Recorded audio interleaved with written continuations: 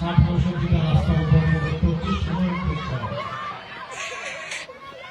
তার একসাথে যদি হয়ে ভিডিও মনে হলো হয়তো আমরা যখন মাঠে যাওয়া হচ্ছে আগে করা যাচ্ছে। আর মাধবপুরের ওই দাবি ছিল ওখানে করলে মাধবপুর থেকে রাস্তাটা ছিল, রাস্তাটা চলতে চলতে এখন আমরা ওখানে দেখে এটা যেহেতু এখানে কথা দিয়ে দিয়েছি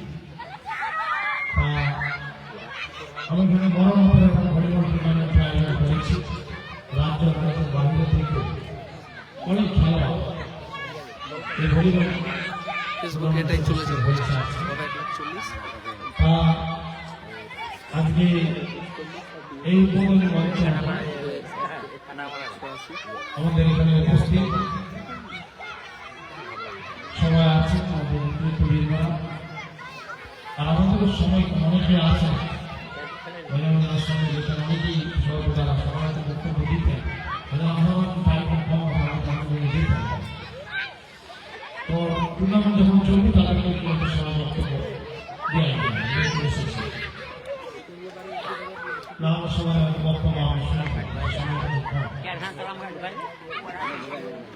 আমি সর্বপ্রথমে অঞ্চলের সভাপতি আমাদের আদর্শ শিক্ষক আমার অত্যন্ত বিশেষ ভবিষ্যৎ আমাদের প্রিয় সহযোগিতা যারা ভাবি এবং মহাশয় উপস্থিত আমাদের অঞ্চল তৃণমূল কংগ্রেসের চেয়ারম্যান ও বলা বসে গেছে মানে আমি লাগাতার চলছে আমাদের কিন্তু আছে সুভাষিস রায় দীর্ঘদিনের রাজনীতিবিদ এই সংসদেরই আমাদের সৌরভটা আছে আমাদের ব্লক তৃণমূল কংগ্রেসের নেতৃত্ব আজামিল সাহেব আছেন,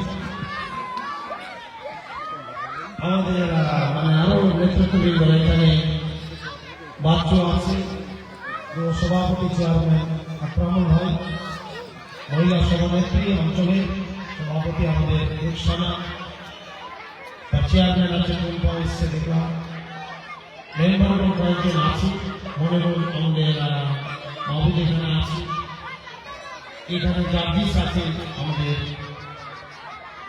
মাধবপুর থেকে প্রাক্তন মেম্বার আছে, হাকিম সাহেব আছে আমাদের মাধবপুরের মেম্বার,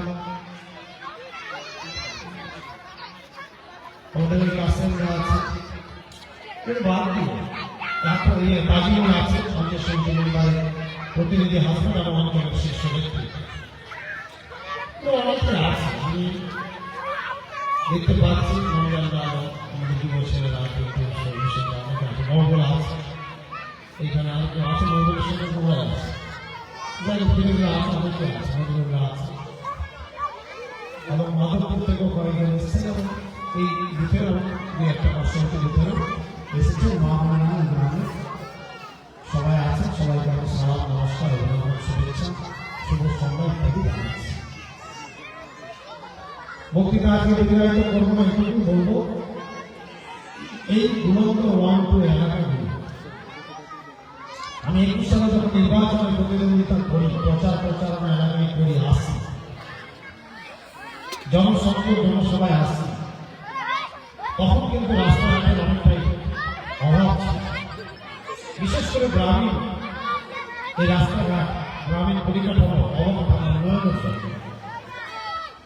এইগুলো অবকাঠামো কি করে গড়ে উঠবে, রাস্তা কিন্তু ঠিক না, প্রাইভেট স্কুল ইত্যাদি বিভিন্ন মহল বাজার বিল্ডিং এগুলোর অভাব ছিল। তাই এলাকার সমিতির সাথে করার মূলত ভালো এই রাস্তাঘাটের কাজে আমার হাত মানে অনেক জায়গায় আমাকে বলে গুরুত্বপূর্ণ কত রাস্তা আমি কি বলবো মানে রাস্তার রাস্তা দিতে আছে ওরা বলে আমি না না করে আমার লিখে দিতে বাড়ি থেকে রাস্তা না করলাম থেকে চেষ্টা করতে হবে। তা সেক্ষেত্রে অনেক অংশে আমরা সফল হয়েছি, রাস্তাঘাট উন্নয়ন হলে শুধু চলাচলের জন্য যোগাযোগ ব্যবস্থা সুদৃঢ়করণ হবে তা তার পার্শ্ববর্তী জমি জায়গার দাম হবে সেটাও সেটা তো বটেই, কিন্তু এলাকা অসব বাড়ি ভিটা পুকুর পুষ্কর যাই হোক না কেন এলাকাটা কিন্তু মূল্য বৃদ্ধি হয় ভেরিফিকেশন বা এইখানে যেগুলো এলাকায় রাস্তা তৈরি মাধবপুর প্রাইমারি স্কুল থেকে ঘাট আছে। আমি গত বছর এই সময় এসেছিলাম কবরস্থানে বাউন্ডারি সন্ধ্যা সেদিনও সন্ধ্যা হয় সেদিনও তারা সেদিনও না করেছিল যে একটা গ্রামের এলাকায় কত কাজ করবে এবং হাজার হাজার গ্রাম এত তো অর্থনৈতিক অবস্থা ভালো না সরকার আমাকে 12টা অঞ্চল কয়েকহাজার গ্রাম ছোট বড় বাজারে পাড়া আমি সব জায়গায় কিছু না কিছু কম বেশি কাজ করতে হবে। একটা এমএলএর পক্ষে সব ভোটে সব গ্রামে কাজ করতে গেলে 150 বছর লেগে যাবে, সেটা তো সম্ভব। এই যে নানান রকমের কাজ রাজ্যের অভাব অনটন থাকা সত্ত্বেও ইটাহারের একটা উন্নয়নের বিপ্লব সৃষ্টি করতে পেরেছে। এখন যদি মাইকে আমি বলি হাফিজুল্লাহকে দায়িত্ব দিয়ে এই সপ্তাহে 5টা রাস্তা উদ্বোধন করতে হবে, কাজ শুরু করতে হবে, সেটা সম্ভব, কারণ আমরা সেই ব্যবস্থাপনা করে দিয়েছি, স্যাংশন বরাদ্দ করে দিয়েছি। এটা আমাদের উন্নয়নের একটা বিরাট উদাহরণ আমি মনে করি। এটা এখন বলে আমি সুদীপকে একটু আগে দুদিন আগে বলেছিলাম, আজকেও ফোন করেছি গুলন্দ রহমান ছিল প্রধান এবং তার প্রিয় স্বামী এই সুদীপ অঞ্চল সভা তাকে বলে তারা আরো ভাড়া যাচ্ছে কতদিন থামে আর তারা যাচ্ছে এই 2-3 দিন অন্তর উদ্বোধন করে লোক কোথায় ডাকে। আমি এখন দৌলতপুর এবং হেরানি মসজিদ বসে যাচ্ছি, ওদের একটা বোল্ডার স্যাংশন বরাদ্দ করা বোল্ডার এজেন্সির মধ্যে স্যার উদ্বোধন করে দেবে তাই ওদের ওখানে সেবন করে এই যে ঘাটে আপনাদের এই ঘাট মাধবপুর থেকে পুকুরে গুলন্দ পুরো করা হয়েছে ঘাটে যাচ্ছে, আর ওদিক থেকে আবার ঠাকুরই আছে ঘাট ওটাও করা হয়েছে, কিন্তু ওদের বললে মনে হচ্ছে এই হচ্ছে প্রেসিডেন্ট নাও ভাবতে বলছে এত রাস্তা চারিদিকে রাস্তা রাস্তা আমি ভাবছি কত রাস্তা 2-10-20-50 কিলোমিটার নয়। এই ডিসেম্বর মাসে জানুয়ারি চলছে আজকে 15 তারিখ, গত ডিসেম্বর মাসে একই দিনে 250 কিলোমিটার রাস্তা ইটাহার ব্লকের জন্য 12টি অঞ্চলের জন্য স্যাংশন বরাদ্দ করা হয়। করে দেবেন না আরো কোনো জনগণ এখন আমরা চ্যালেঞ্জ দিলাম আগামী 10-20 বছর 1 মাসে করে দেখা পারবে। দুর্ভাগ্য ব্রিজ নদী ভাঙন সরকারি টার্মে বিশেষভাবে করার কথা নয়, তবু অনেকগুলো নদী ভাঙন নাই করতে পারা 14টায় নেই। নেক্সট টার্মে নিশ্চয়ই ব্রিজগুলো কিছু কাজ কোনো কবরস্থান শ্মশান বাকি থাকবে না। এটা চৌরাস্তার হাত তুলতে পারবো কোথায় রাস্তা কবরস্থান শ্মশান ব্রিজ বাকি আছে নেক্সট টার্মে, সেটাও দিয়ে আসছে নিকট মানুষ যুগ যুগান্তর আগামীতে বিচার বিবেচনা বিশ্লেষণ করবে। আমরা যে কাজ করে যাচ্ছি রাস্তা শুধু বললাম তো চলাচলে হবে তা নয়, আপনাদের পরিবার প্রজন্ম দেখবেন 10 বছর পরে এই গ্রামে মানে ভিতরে 100 জায়গা আছে, এই রাস্তা খারাপ হয়ে গেলে আশেপাশে চারিপাশে ওই 110 বছরের পরে 10 শতাংশ কাজ করতে পারে, 600 কোটি টাকার দাম বাড়বে। আমরা তো অর্থ করে নিয়ে যাবো এলাকার মানুষ সমৃদ্ধ তাই সময় যেহেতু কম, আপনার সামনে ইলেকশন আসছে, আপনার সবাই এক ঐক্যবদ্ধ অভিন্ন হন, মতান্তর মতভেদ দূর করুন। মেম্বার জনপ্রতিনিধি ছোট বাজারের নেতা কে কি বলেছে কার ভগবান বসাই জোড়াফলকে মমতা বন্দ্যোপাধ্যায়কে আমাদের ব্যর্থতার জন্য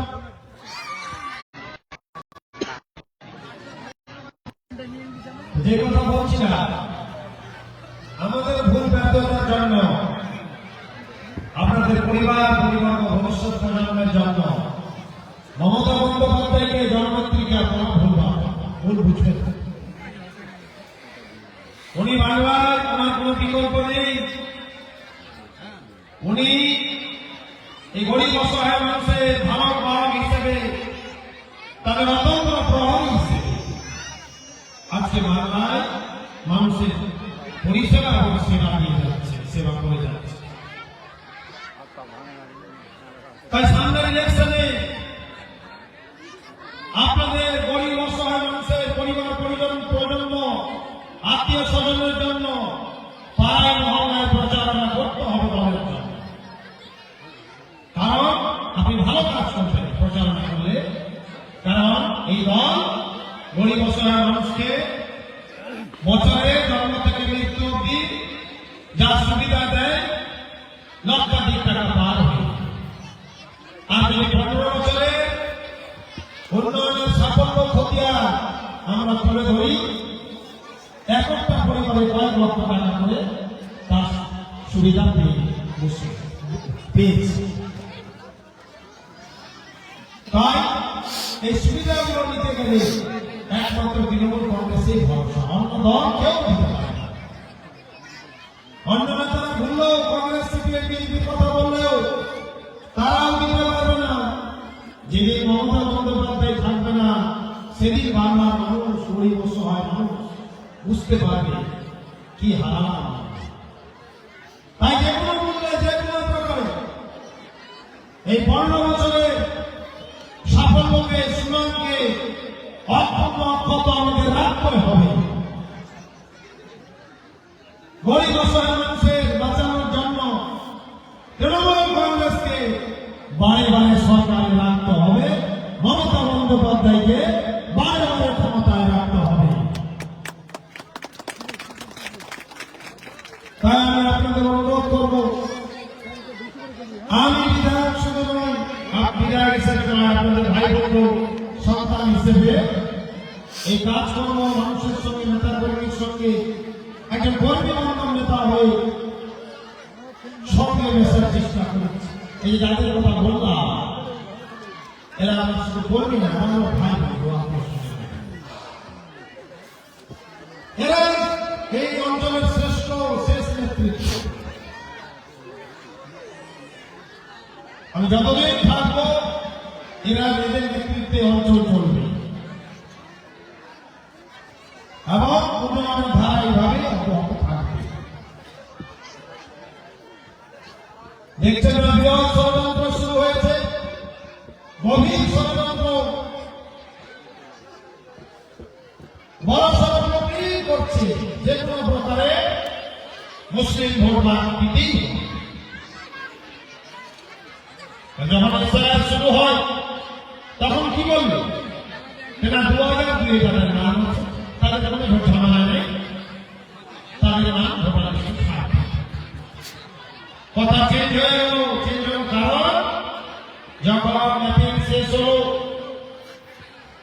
যখন খসড়া তালিকা বের হলো, তখন দেখা যাচ্ছে যে অবাক কাণ্ড, তৃণমূলের নেতা কর্মীরা এত সজাগ, মেম্বার, বুথ সভাপতি, অঞ্চল নেতাদের এতটা সচেতন যে সবাই ফর্ম ফিল আপ করে ম্যাপিং করে নিয়েছে।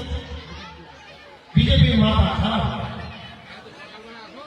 বিশেষ করে এখানকার মানসিক প্রতিবন্ধী বিজেপি নেতারা বাংলা, তাদের ভোট হারা হয়ে তারা দিল্লি চলে গেল, অমিত শাহ বলে বসে অমিতজি বাঁচান, পরিস্থিতি ভালো না, সব মুসলিমদের ভোট তো টিকে গেছে, আমরা তো ভেবেছিলাম একটু মধ্যে ভোট রাখবেন। তো কি করতে হবে, ওই একটু ইশারা দিয়ে দিল নির্বাচন কমিশন, যে নির্বাচন কমিশন বিজেপির দোষর, বিজেপির প্রেতাত্মা, তারা হাজার হাজার কোটি টাকার সফটওয়্যার বানিয়েছে, আবার এক ক্লিক মেরে বলে নামের বানান শেখ মোহাম্মদ হোসেন সরকার।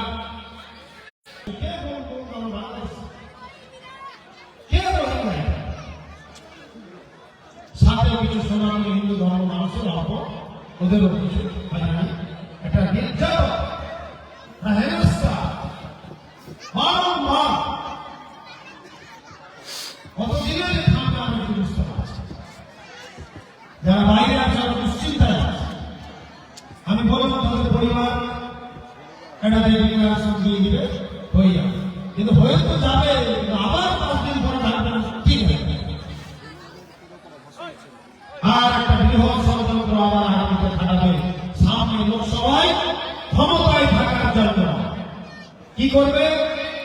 এই যে হাজার হাজার কোটি টাকার সফটওয়্যার এবং নামিয়েছে, বানিয়েছে, এখানে যারা ভোট দিবে না তাদের কি ভোটার করবে? লোকসভা যেটা 11টা লোকসভায় যদি 5-6 লাখ করে মুসলিম ভোট বাদ দেওয়া যায় তো ওদের জেলার সুবিধা। এই কারণে লোকসভায় আবার ক্ষমতা রাখার জন্য এখন থেকে প্রস্তুতি ওদের শুরু। যারা দিল্লি, মুম্বাই, হরিয়ানা আছে, কেরালা, যারা ভোট দিতে আসতে পারবে না তাদের কি ভোটার করে এই ডিটেনশন ক্যাম্প জেলা করে রাখা, ভোটার থেকে বাদ দেওয়া, সব করবে। আমরাও পারবো না বাঁচাতে। আমরা তীব্র থেকে তীব্রতর আন্দোলন করে কিছু তো আমরা আন্দোলনের ঢেউয়ে তাদেরকে বাধ্য করা হয় সব থেকে বন্ধ করতে। তারই জন্য আগামীকাল হিসাবে বৃহৎ আকারে একটা তীব্র থেকে তীব্রতর মিছিল, দুয়ার বাই আন্দোলন, ধারালো সুচারু মিছিল, তুখোর ধারালো আন্দোলন আমরা এটা শুরু করবো।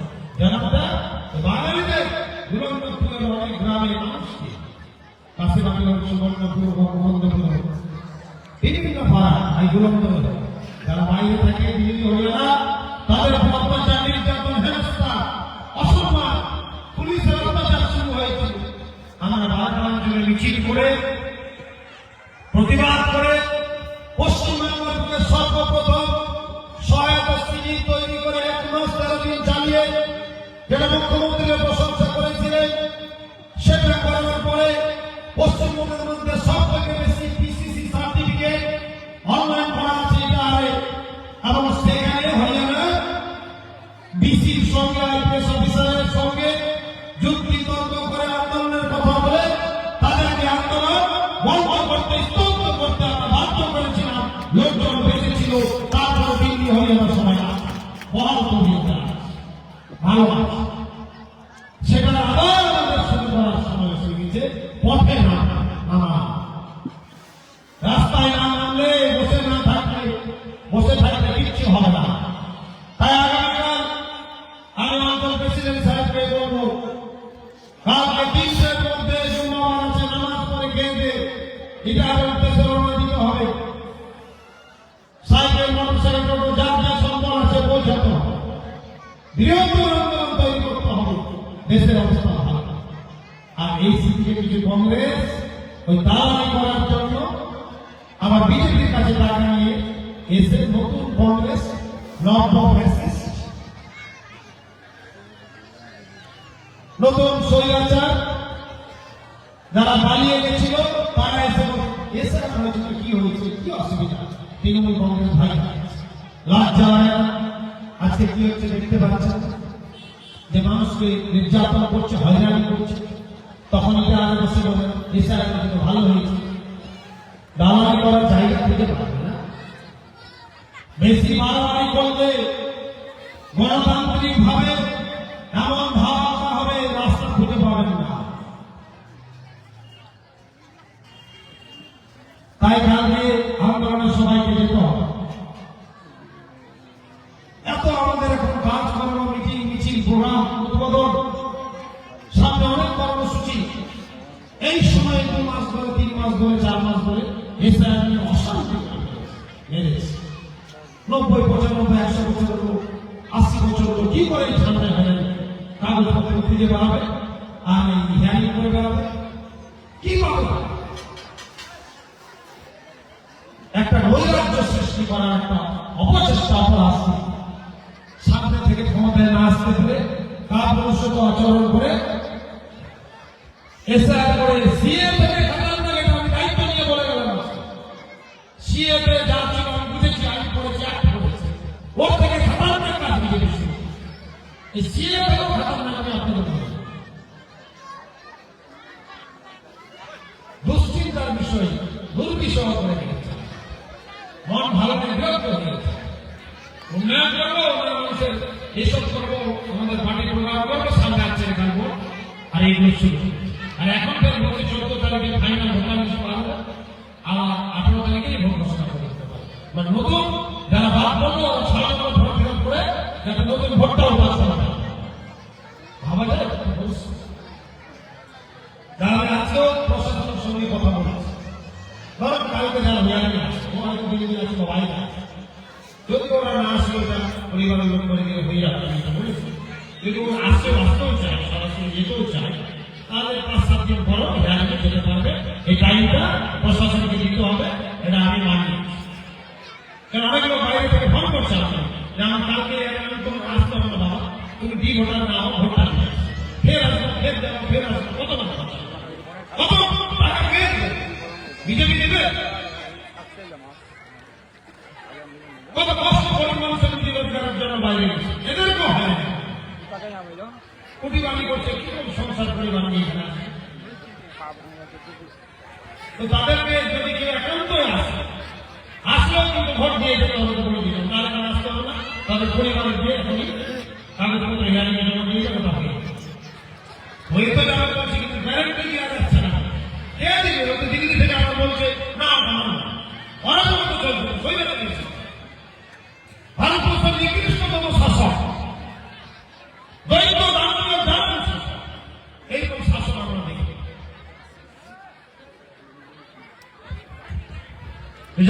কথা দীর্ঘায়িত করবো না, আপনাদেরকে পুনরায় এই রাস্তা উদ্বোধন আমরা এখান থেকে করলাম। আমি যাতায়াতের পথে একজন মহিলা এখানে আছে, ওই যেখানে আরাম বলো, ওখানে আমরা একদিন দাঁড়িয়ে দেখে নেব, কিন্তু ওখানে উদ্বোধন করা তো আমাদের মন ছিল, তো মন তো রাখতে হবে, থাকতে হবে, কষ্ট হবে। তবু আজকে পূর্ববাংলা থেকে এই রাস্তার তারা দাবি করেছিল, আমি যথাযোগ্য চেষ্টা করি যাতে এরা এই এলাকার লোক আমাদের আত্মীয় স্বজন ভাই বন্ধু সন্তানের মতো দেখে। আমার কর্তব্য দায়িত্ব উন্নয়ন এবং শান্তি সম্প্রীতি রাখা, এটা আমাদের মডেল সৃষ্টি করেছে, এই মডেলকে অক্ষত রাখা। এইটুকু কথা বলে কালকে আবার আপনাদের সঙ্গে 3টা সাড়ে 3টায় রাখা, 3টা না 3টা সাড়ে 3টা বেলা তো রাইট টাইম। আর আপনারা আগামীতে হাবিজুল্লাহকে বলবো যদি 17-18 তারিখের মধ্যে আতাও ডাক্তার রাস্তাটা উদ্বোধন করে দেওয়া যায়, তাকে দেখে নেন, টাইম খুব কম তো, এটা একটু দেখে নেন, বাকি আমরা পর্যায় করবেন, হাতে কাপড় করবো এইটুকু।